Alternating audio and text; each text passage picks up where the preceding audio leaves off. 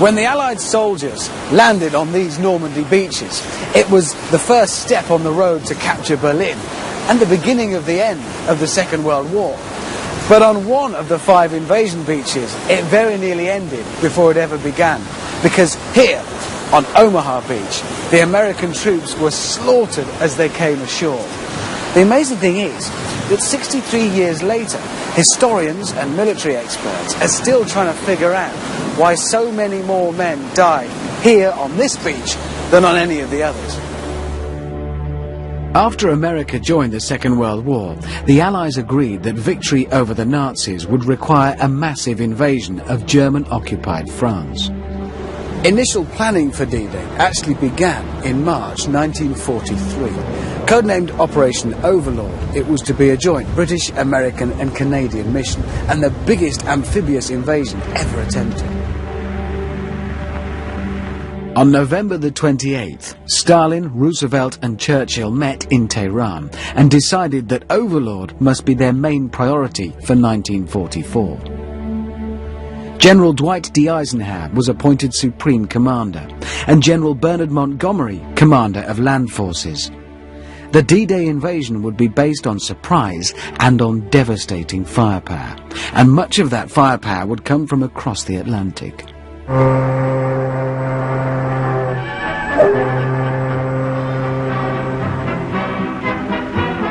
In North America, almost 2 million American and Canadian troops were assembled, although no one was told exactly where they were going. Among them was 19-year-old Private First Class Ray Tollefson. We were obviously going to Europe. We got to the port, and there we see the Queen Elizabeth, which once again told us we had to be going to the British Isles. And we docked at Liverpool, and all the workmen, the guys on the dock were yelling for cigarette yanks. And a guy got gum chum and all that. And so we were throwing them cigarettes.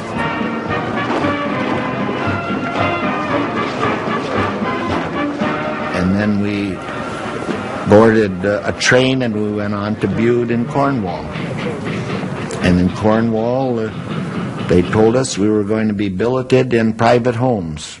And I was fortunate to end up with the Harry Ward family on, I think it was 21 Killerton Road, and it was a family thing. I was lonesome, you know, so it made it real nice. And it was neat living in town. Pub across the street, bank across the street, fish and chips up the street. It was real neat. The scale of the D-Day plans was incredible. By April 1944, 2,876,000 troops were encamped in England. By May, the figure was well over 3 million. The whole of the south of England was one huge military training camp. The joint American, British and Canadian mission would be one of the Allies' greatest triumphs. But more than 60 years later, historians are gaining a new understanding into how it might have ended in disaster. Historian Simon True teaches at the Royal Military Academy Sandhurst and is also a D-Day expert. He's trying to discover how a potential failure on Omaha Beach was turned into a victory. The Allied invasion of Normandy was to take place across a broad front, right along the Calvados coastline and at the bottom of the Cotentin Peninsula. It's a total breadth of about 80 kilometres, or about 55 miles altogether. The plan was an ambitious one. The Allies would land 130,000 men at 5 different assault beaches. The British wanted the element of surprise. The US planners wanted time for an aerial bombardment. The Normandy invasion is a function of a compromise. The whole thing is a function of compromise. If I gave a military problem to the British, right, not just an amphibious operation, any military problem, if I gave that to the British, they would come up with one solution. Right? If I gave the same problem, the exact same problem to American military leaders, right, they would come up with a very different solution. Now, let's put them both on the same battlefield and say that, gee, all right, come up with a plan for this. And what you're going to get is a compromise plan. And this compromise plan would have serious consequences for the soldiers landing on Omaha Beach. The Allies knew that if an invasion of this size was to have a hope of succeeding, everything about it needed to be meticulously planned. and one of the first things they had to do was gather intelligence about the Normandy coastline. In London, the British government asked the BBC to broadcast an appeal to the public to send in any pictures or photographs they had of the French coastline. 30,000 postcards and photos of family holidays in France arrived in the next post. In total, the people of Britain sent in 10 million images, allowing the Allies to build up an incredibly detailed picture of the coastline. The D-Day planners seemed to think of everything. The invading armies would have to bring thousands of tanks and other heavy vehicles with them, so they had to make sure that the sand was hard enough for them to drive over without getting stuck. But how would they find out? The incredible solution was a Royal Navy X-craft. On the 18th of January 1944, a midget submarine crept across the English Channel. Under the cover of darkness, it surfaced just off the Normandy coastline. Major Logan Scott Bowden and Sergeant Bruce Ogden Smith swam ashore and coolly took samples of the beach for analysis back in England. It's a fantastic story. They crept ashore at night, right under the Germans' noses, to check that the sand would take the tanks. Across Britain, the D-Day troops were put into tough training camps to build up physical fitness.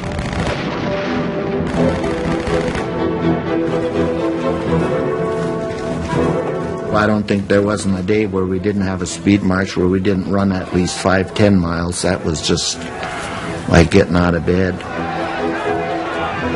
The elite US Rangers were sent on extra training for a top-secret mission, with ladders borrowed from the London Fire Brigade. You knew it would be something in the line of high hills or cliffs or something of that nature there. We set up training down in the Isle of Wight, where there's some enormous cliffs down there, up at 200 feet in height. And they drop these rope ladders down, you go scurrying up the cliffs, and then you get up to the top of the cliffs, and they had this rope that they come down, put around your shoulders and around your leg, and drop you down, and you grab it like this, and it'll stop you. And we did that. We were 19 years old, 20 years old. That was fun. You're following a crowd. You're just going along whatever you're told to do, and that's the way you're trained. You're not trained to start analyzing and suggesting you do this or that. You're doing what you're told, and that's what you go. With so many troops assembled in Britain, the Allies knew their preparation was a complete secret. Hitler knew that the Allies were planning an invasion of Europe, and he'd ordered the building of a massive line of concrete gun positions, like this one, along the coast of occupied Europe, from Norway all the way down to the Spanish border. The Nazis boasted that it would be the greatest line of fortifications military history had ever seen. The Germans knew that the Allies were going to invade Northwest Europe. From the Allied perspective, the key issue was not that they knew, but that they did not know exactly where. The German High Command was divided as to where they thought the Allied invasion was most likely to come, but many in the German High Command thought it would come in Calais, the Pas-de-Calais, much further to the north. For the simple reason it's a much narrower part across the English Channel, less than 30 miles at its narrowest point. And of course the Allies knew that the Germans would be expecting this. The Allies now set about fooling Hitler into thinking the invasion would take place somewhere else, distracting his troops from the real invasion site on the Normandy beaches. In Britain, a top-secret group called the London Controlling Section began one of the best deception plans in history. Entire armies were invented to fool the Germans. Dummy tanks were set up in fields and moved about at night so that the Germans would believe they were gathering for an invasion via Calais.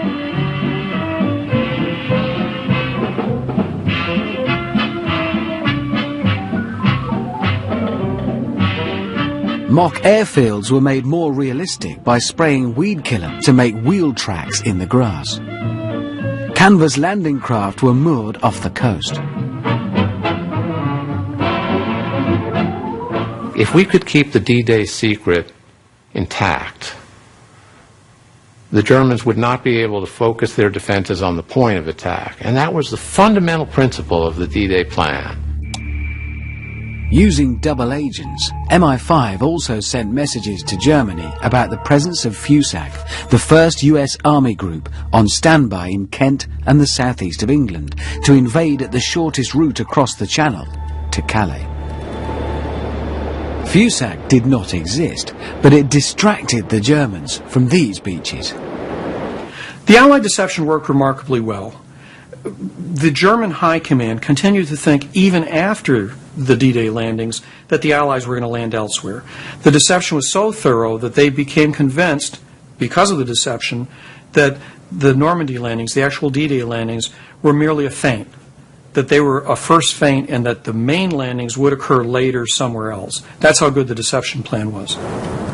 The German defences were strongest in the area around Calais, where Hitler was convinced the invasion would take place.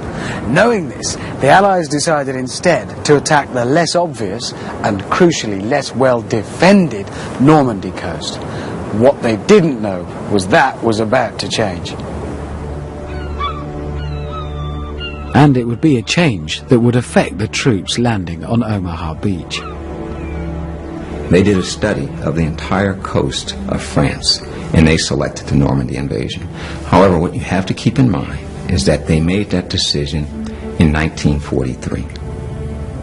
In the end of 1943, in December of 1943, a guy named Hitler put a guy named Rommel in charge of the Western Wall. He was in charge of the defense of France. Nicknamed the Desert Fox, Field Marshal Erwin Rommel had fought the British to a standstill in Africa in 1941. He now set about turning the beaches of Normandy into what he called a killing zone. In February of 1944, Rommel came down to the sector of the front called Grand Camp, what we later call Omaha Beach. He got on top of the bluffs overlooking Omaha Beach, and he said, "This is where the fate of Europe will be decided." And at that point, he decided to heavily reinforce Omaha Beach. He changed the concept for the conduct of the defense. He started pouring concrete. He put in bunkers. He put in obstacles, wire, minefields, etc., etc. So when the decision was made for Normandy, it was not nearly as well defended as it was a year later. The actual strength of Rommel's defences on D-Day is still a key issue for historians. Here on Omaha Beach, the whole area was by now covered in German fortifications, lots of them underground. They had artillery, machine gun nests, bunkers, living accommodation, all hidden away in the folds of these hills. I'm actually walking along the line of one of the German trenches now. But these were filled in after D-Day, so it's difficult to get an idea of what these places were really like. But a few miles over there, it's a different story.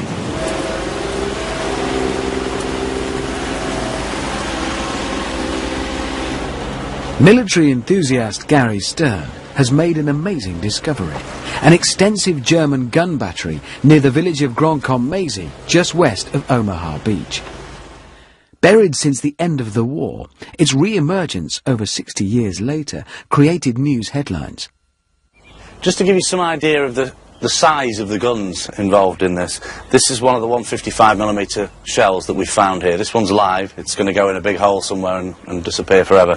But this is one of the actual ones that was found just here.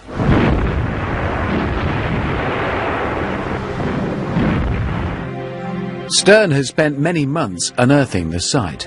So far he's found 6 large German gun positions. Although they're several miles away, his theory is that they could have dropped massive shells on Omaha Beach. But one of the problems faced by historians in trying to understand why things went so badly wrong on Omaha Beach is getting a complete picture of the German side of the story. They too suffered heavy casualties, and many of their official records were destroyed in the war.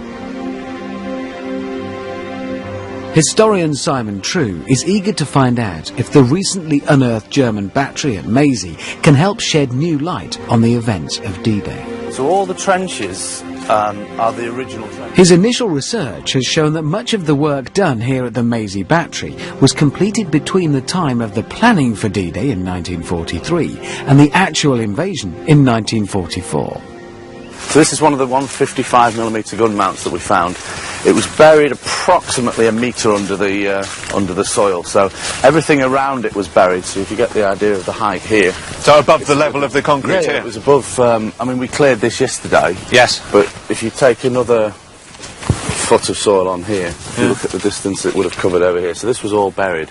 The guns are big things, you know, they're a large size gun. The range estimated by the intelligence reports after the battle was 13,200 yards. And how far is Omaha Beach? My understanding is about 7 miles, 7.5 miles, so I think... But could these guns be the reason so many died on Omaha Beach? The rediscovery of Mazy Battery offers a new opportunity to find out just how strong the German defences along this part of the Normandy coastline were. The Allies knew there were large artillery guns here, but Gary has also uncovered many underground buildings. And this is an ammunition tunnel. Yeah. So what you've got on the left here is 2 big rooms which would have held the explosives. The charges. Charges in themselves. And that would be stacked high with shelving full of, steel shelving full of ammunition. Okay. So this is the command centre for the entire Mazy Battery site, so yes? It's organising everything that's going on on the site. Gary believes that up to 400 German soldiers were based here, and he's also unearthed personnel buildings, offices, a medical post, and 2 miles of trenches within a 108-acre site. So over here, covering the entrance steps down that we've just walked down now, you have a steel plate and a hinged door on it, and mounted into there is a small machine gun, would be covering the whole of that area, so a man could look through a pair of goggles up there and fire at anybody coming. The idea was that this was meant to be a strong point. Nobody could attack it, nobody could get inside it. Everything thick steel, heavily defended, and they could fire at people and keep it's people only, at bay. what, 2 or 3 metres, isn't it, to Absolutely. the top of the steps? Absolutely. Yeah. But I think at the end of the day, Hitler's ideal was that every man should last to the last bullet. Yeah. So on the left there, we've got an escape hatch for an ammunition store. But after further research in official documents, Simon is not yet convinced that the Mazy guns quite had the firing range to reach Omaha Beach. But he believes that the site is an excellent example of how Rommel's influence had transformed the German positions along the coast. The work done by Rommel's troops in late 1943 and early 1944 completely changed things. The defences of Lower Normandy on D-Day were much, much stronger than the defences had been even a matter of months earlier. And Mazy provides a nice illustration of how this work had been done, making things much more robust, much more sustainable, much more likely to be able to sustain Allied bombs than had been the case only months earlier. As D-Day approached, the men preparing for one of the greatest military operations ever attempted were transported down to the ports along the south coast of England. Most of them still did not know exactly what they were setting out to do. There was a marshalling area along the south coast of England. I estimate it was maybe 10 miles deep in from the coastline, and my recollection is there was no telephone calls permitted in or out, no mail permitted in or out, no transportation in or out.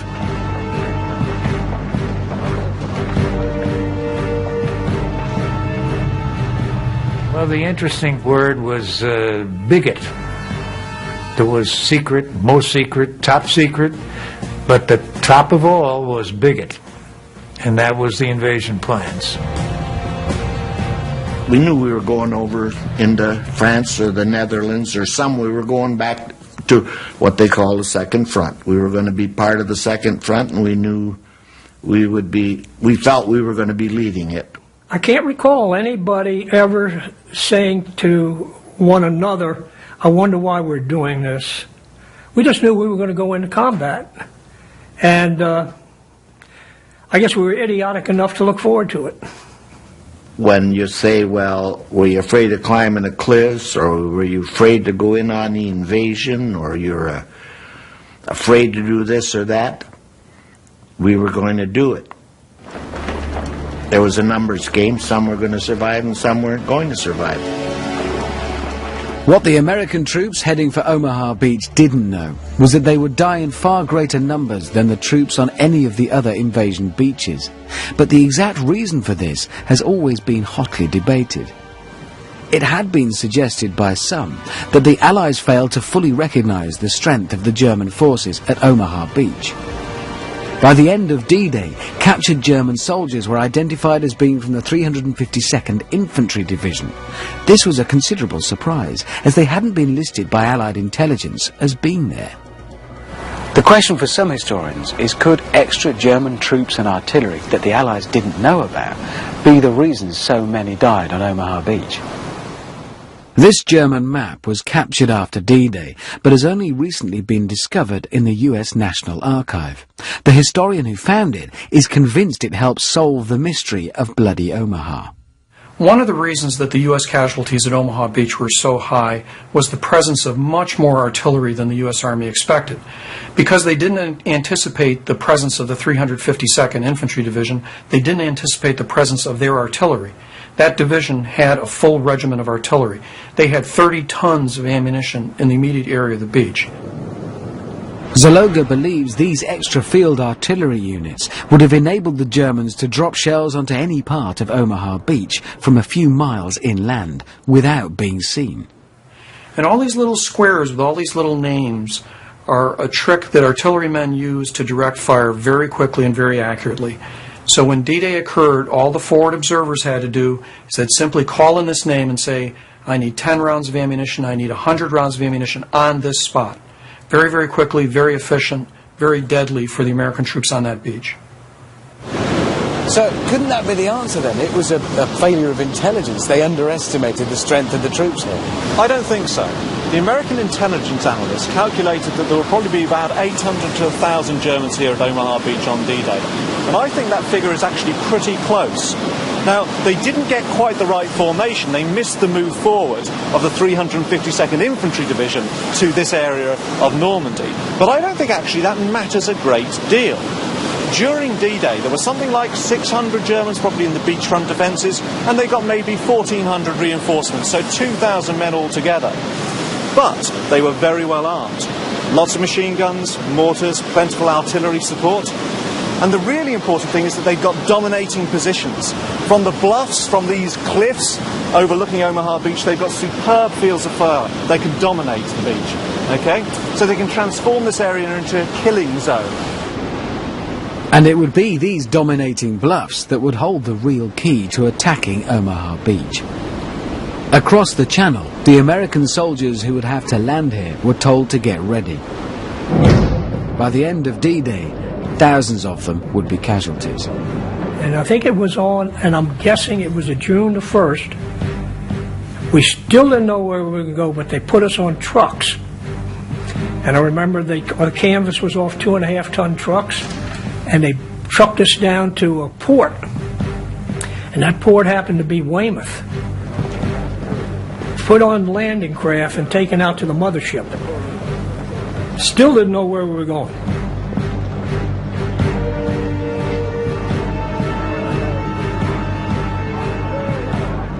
On June the 4th, after a 24-hour delay due to bad weather, Eisenhower gave the order to depart. The invasion fleet of 7,000 vessels, 350,000 men and several million rounds of ammunition was ready. The planning was over. The invasion of Europe had begun. I counted 147 in the line that I was in of vessels going across the channel. On my left-hand side, there was another column of ships. It goes from horizon to horizon. On this side, another column of ships, horizon to horizon. I mean, this is unbelievable as to the size of it. And the term that I use is like a coiled spring. And there wasn't anything that was going to stop this.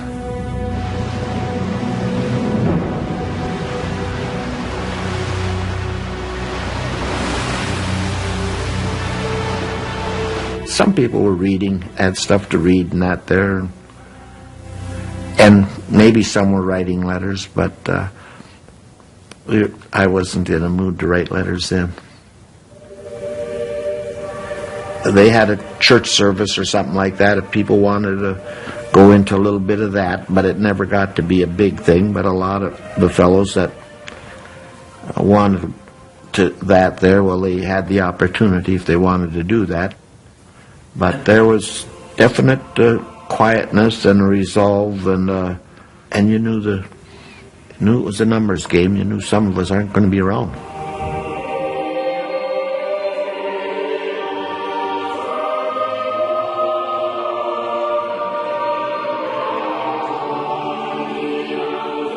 Although the men expected the invasion to be difficult, those heading for Omaha Beach were in for a particularly rough time. Omaha Beach was potentially a nightmare to assault, and the Americans realised this. If we look at the shape of the beach, both in that direction and across it, we can see that it's got all sorts of challenges. Landing at anything other than high tide is going to leave you exposed on the beach over hundreds of metres of open sand. And then if you do get to the top of the beach, we can see this great long line of what the Americans call bluffs, about 100 feet high. And the Germans had defence positions on the tops of the bluffs, dotted along the entire 6,000 or 7,000 metres of the coastline. The beach is also curved. This means that fire from this end, what we call enfilade, grazing fire, fired at a low level, the rounds are going to go an awfully long way until they come into contact with something. So really, really difficult place for the Americans to assault on D-Day. They said, all Rangers to your stations, and it must have been about 4 o'clock in the morning. So we got all our gear together and went to our stations where we were assigned to get into a specific landing craft.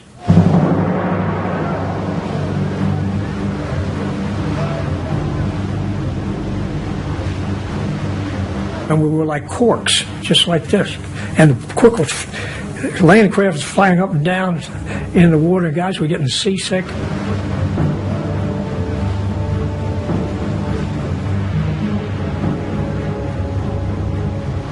Water was coming over and we were bailing with our helmets and everything else.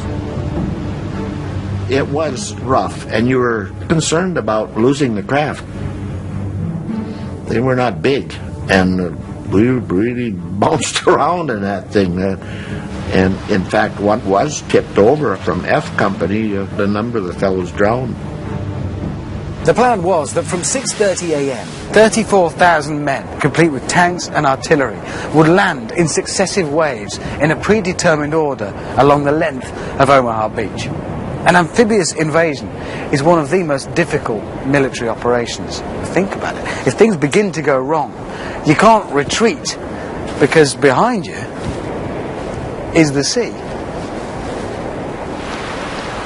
The success of the invasion plan was based on getting the troops off the beach as quickly as possible. Was to keep them there. In the weeks before D-Day, thousands of obstacles were placed in the sand. Huge metal gates, booby traps, and metal constructions called check hedgehogs. They were designed to blow up the landing craft and slow the troops down, creating a killing zone on the beach. The majority of the killing, majority of the deaths will take place on the beach. That's where it will take place, and you want to get off of there as soon as possible. To make sure the men could get across and off the beach quickly, a massive aerial bombardment was planned. It was designed to take out the German positions dug in all along those hills. 450 American bombers assembled over Britain and headed towards Normandy. Once there, the plan gave them less than 30 minutes to drop 1,300 tons of bombs on the Omaha Beach defences. Out at sea, the Navy were also to bombard the coast with their guns. The idea is that before the troops go ashore, the German defenders will have been hammered from the air and from the sea. They will have been pummeled by a relentless bombardment, lasting in this case about an hour before the Americans go ashore at Omaha Beach.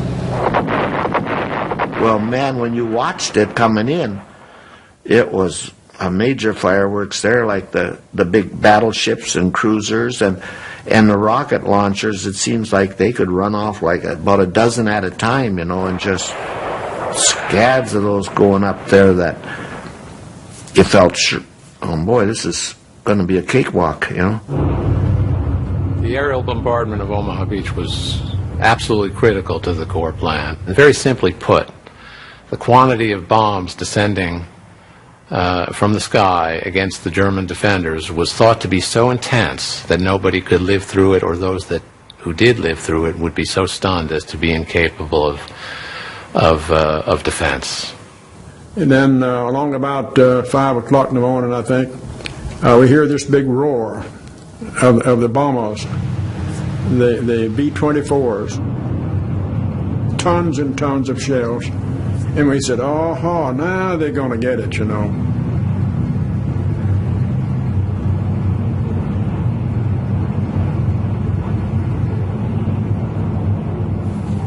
It was just overwhelming to see the number of, you can't imagine that many planes being in the world, just in that one spot. It would look like they were wing to wing. It was claimed that American precision bombing could drop a bomb into a pickle barrel, and soldiers were assured that the German beach defences would be completely hammered. One senior commander even told his troops that they'd have front row seats at the greatest show on earth. The only problem was, it was a complete disaster. The United States had a doctrine that was called precision bombing. They liked precision bombing, and they bragged that they could put a bomb in a pickle barrel from 20,000 feet. Now, they had nowhere near that kind of accuracy. That was impossible. And the actual morning of the invasion, the coastline of Normandy was just a ball of fire. Just from horizon to horizon, just fire. Constant. And that was the bombardment that was going on. And there's nothing going to survive in that, or at least that was the thought. Well, when you got close to shore, you found that wasn't true, but you couldn't turn back. Americans needed daylight precision bombing. So what they did was they gave them 30 minutes, actually less than 30 minutes, to bomb the beaches there. The only problem is that they missed.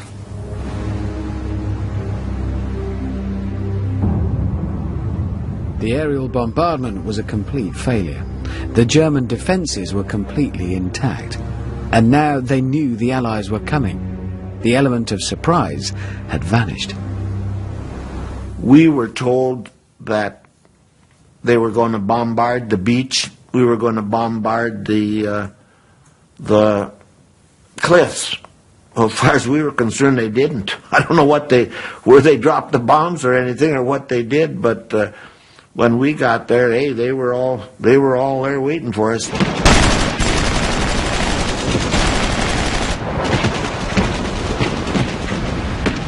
Key to the success of the landings on Omaha Beach was a special mission to capture a German stronghold called Pointe du Hoc.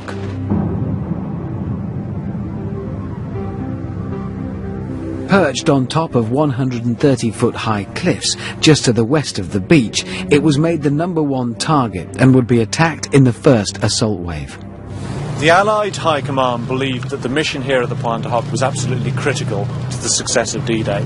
If the guns at the Pointe du Hoc were still functioning, with their range, which was 23,000 metres from this position, there was a real danger that they might be able to shoot at, damage, sink Allied shipping out in the Bay of the Seine.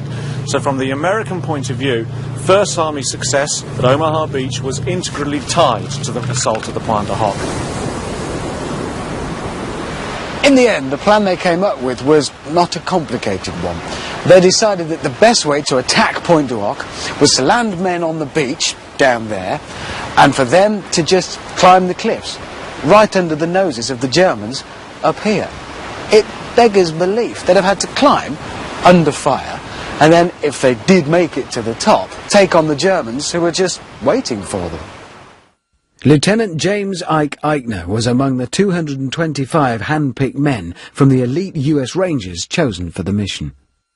We were surprised that the enemy position atop the cliffs at Pointe du Hoc was as big and dangerous as it was, and it absolutely had to be neutralized. The whole operation would be in danger and jeopardy. But the guns the Rangers were ordered to attack had already been moved inland by the Germans to protect them from bombing raids. on D-Day, there's even some evidence that they'd been told beforehand that in fact the German guns weren't even there. To the point where the executive officer, who was supposed to lead the assault, rather than the commanding officer of the battalion, allegedly actually started to drink very heavily and said this is a suicide mission. You know, why are we doing this? And looking at the cliffs here, it's easy to imagine why he had that view if there were no guns there to capture. But this was still a target that had to be taken.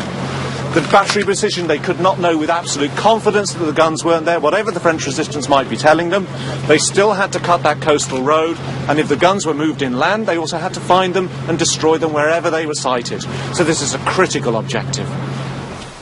The plan gave them half an hour to land, cross the beach, climb the cliffs and take on the Germans. And then once at the top, they were to signal the remaining 500 Rangers who were waiting for them a few miles out there to follow them in.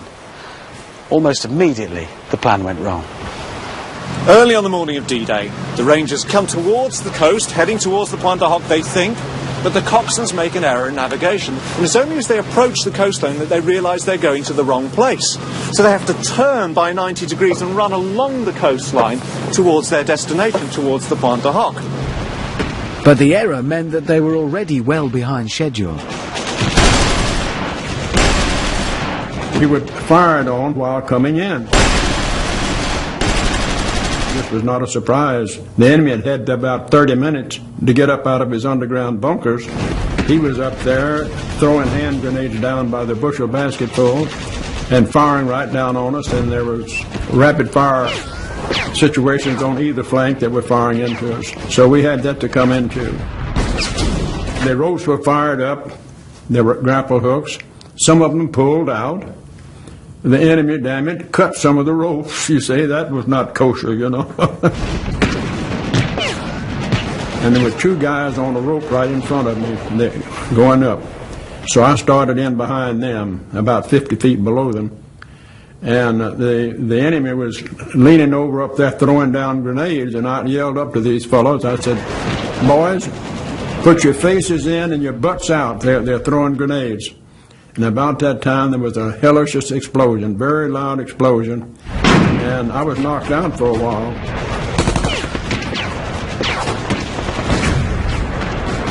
Against all odds, the Rangers' first assault unit made it to the top, and after heavy fighting, they found the German guns a mile inland and destroyed them.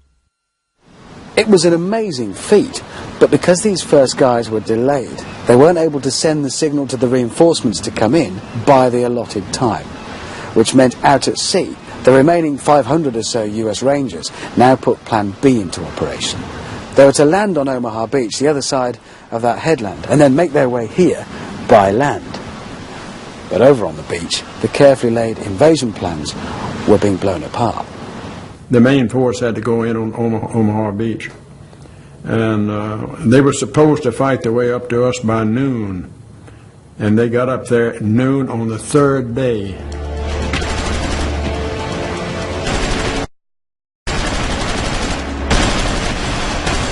On Omaha Beach, the German defences were completely intact. The men landing on the beach were now paying the full price for the failure of the Allied air bombardment. Imagine the shock.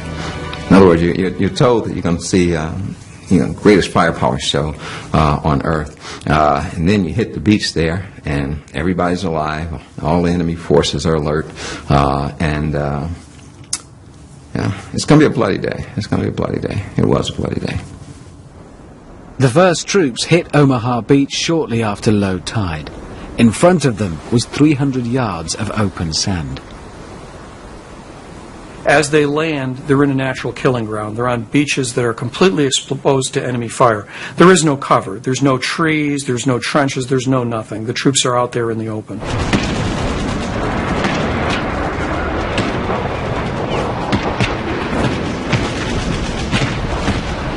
They lowered the ramp, and we started filing off that thing, running off it, and the machine gun fire was going across the water. 88s were landing there, screaming Mimis were coming in. It was just pure hell.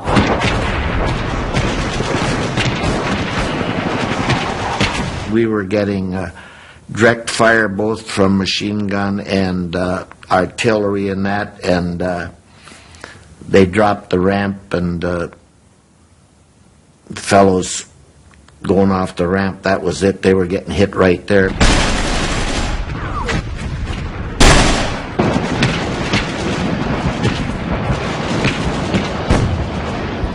The machine gun fire was coming in there, and our first sergeant, he just flopped down there. The first two guys, they were just getting, so I don't know, may as well try it another way.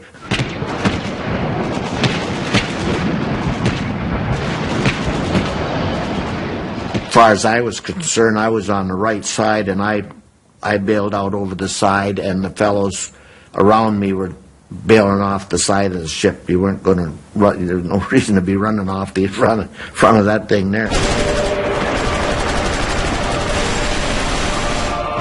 You couldn't see from where the fire was coming. You couldn't see any gun flashes, no smoke. All you know is something's coming at you, and you don't know where it's coming from. What amazed me was there were no bomb craters. Where were the bomb craters? We couldn't hide anywhere. Well, there was just a mass of fellows laying all over the place over there. It was absolute slaughter.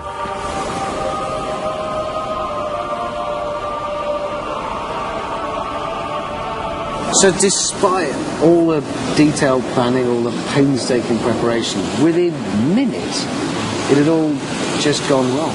Absolutely, and this really is the evidence of just how badly wrong things had gone. This is an aerial reconnaissance photograph taken by an American aircraft that flew the entire length of Omaha Beach from west to east at about lunchtime. About 12 o'clock this photograph is taken. But the really sobering sight is all these little black dots, all these little black marks. These are all individual human beings. What we see here are the dead and the wounded. For example, here there's a small clutch of men who've probably been pulled up to the top of the beach, dragged up to the comparative safety offered by the seawall. We can see they're lying perpendicular. These are the guys who are wounded. They've been dragged up the beach and have got some cover from enemy fire. But there are much larger numbers strewn along the high water mark, lying parallel with the waterline. They've been washed up as the tide has risen. Every one of these black dots is a dead American soldier. In this single photograph of one small sector of Omaha Beach, there are over 100 young Americans lying dead along the high water mark. And if you imagine that this photograph, in order to get a mosaic of all of Omaha Beach, you leave many of these alongside one another, many of them looking just like this, we get some sort of sense of the sacrifice made by American young men in order to unlock the defences of Omaha Beach. Hundreds and hundreds all along Omaha Beach.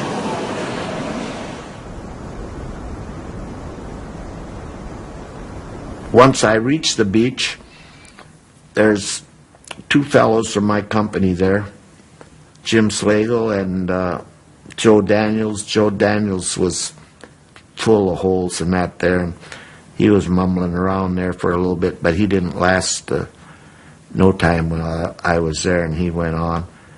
I had never heard a German machine gun prior to that. American machine gun is dat dat dat dat dat dat dat dat dat, and a German machine gun is brat, brat, brat, brat. I mean, just spitting out shells so fast.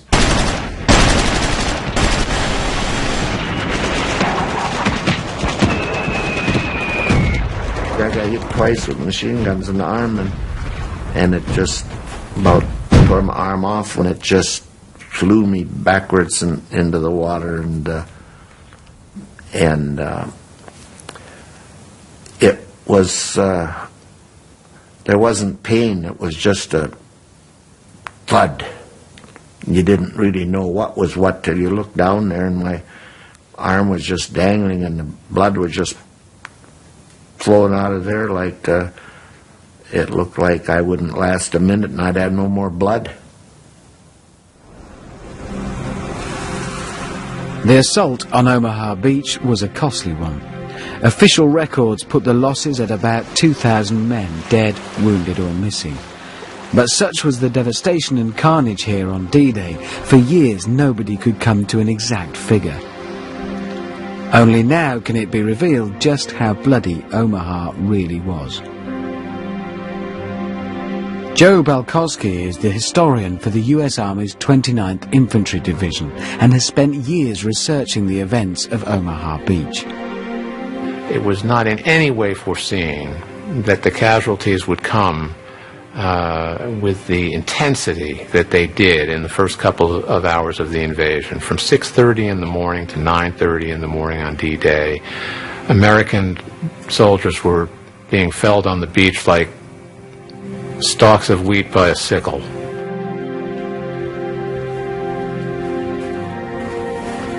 Joe has studied hundreds of D-Day official documents.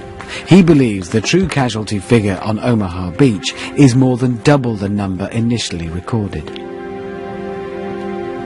The casualty count on Omaha Beach, in retrospect, was much, much higher than historians had previously thought.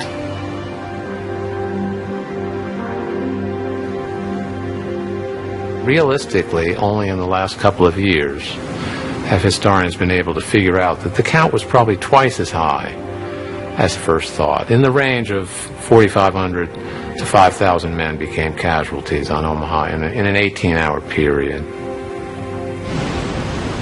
Ever since June the 6th, 1944, questions have been asked as to why there were so many more casualties on Omaha Beach. Simon True believes that senior American commanders not only accepted the possibility of high casualties, but had planned for them. So given its situation, given what they had here, was this always going to be a bloodbath? Was it just inevitable? The American intelligence analysts appreciated right from the beginning, many months before D-Day, that they were going to face real problems at Omaha Beach. They knew that they had to get ashore quickly, storm the bluffs, neutralize the enemy strong points before they could recover and start firing down onto Omaha Beach. The Americans weren't stupid. They realized that they might face really difficult problems here and they might sustain potentially thousands of casualties. The American First Army actually calculated that they might lose as many as 6,000 men at Omaha Beach. Actually a figure not very far from the truth.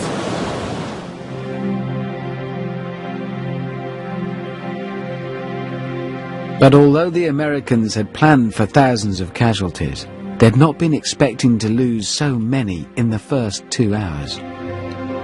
With the German defences intact, the assault was rapidly unravelling. Imagine all these guys, their buddies are killed, blood and guts everywhere, paralysis, shock. What the average human being does when they see blood, guts spread all over the place is they stop. They look and they stare. It's a human reaction. It's a gut reaction. As a consequence of that, that's a great time to be targeted and killed. You need to be moving forward. Every time you stop on the battlefield, your chances of surviving diminish greatly. Yeah, there were a lot of dead bodies, a lot of equipment, a lot of destroyed vehicles. The beach was blocked. You couldn't move. There was no radio communication. None. Absolutely none. And so you were in the wrong place. You didn't know why you were there or you know how you got there. And you couldn't go where you're supposed to go. Those assault troops who were lucky enough to get across the beach faced an even greater peril, and that was, what do you do now? And for the moment, the only thing they could do was lie on their stomachs, because if they raised their head or stood up, they had a good chance of having it blown off. You couldn't go back and you couldn't go forward. When I was hurt, shot on that there, and I'm laying on the beach, I felt bad that I wasn't able to be part of the group I was with. In fact, my conscience bothered me that I didn't. Here I am, just laying here. That bothered me.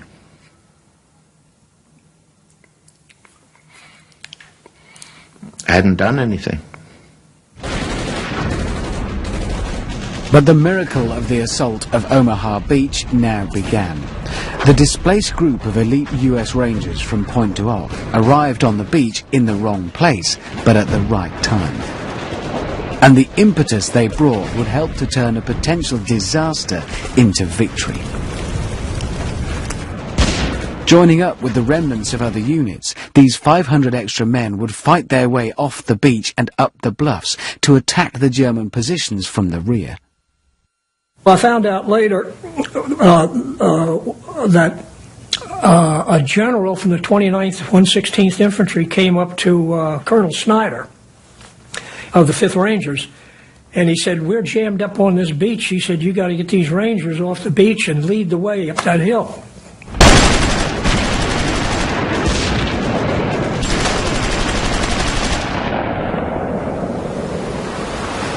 The arrival of these guys is going to have an incredibly important effect. Going up those bluffs, inland to the village of Vierville, securing a defensive position against German counterattacks and outflanking the German positions along the bluffs here. It's going to be absolutely critical to the American success. They pass the word when that wire blows, everybody goes through that wire and we go straight up that hill and everybody stays in line.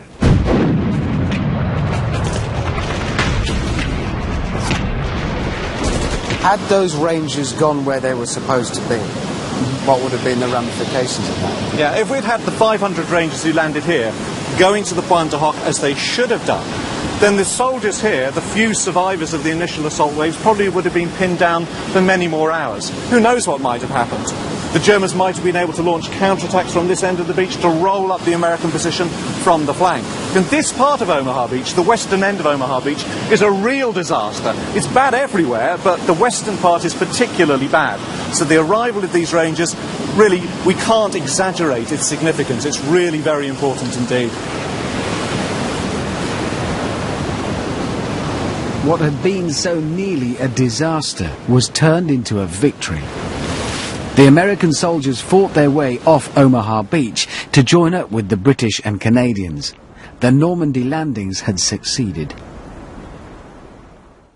Of course, the war in Europe didn't end on D-Day, and another 200,000 Allied servicemen would die before victory was secured a year later. But it marked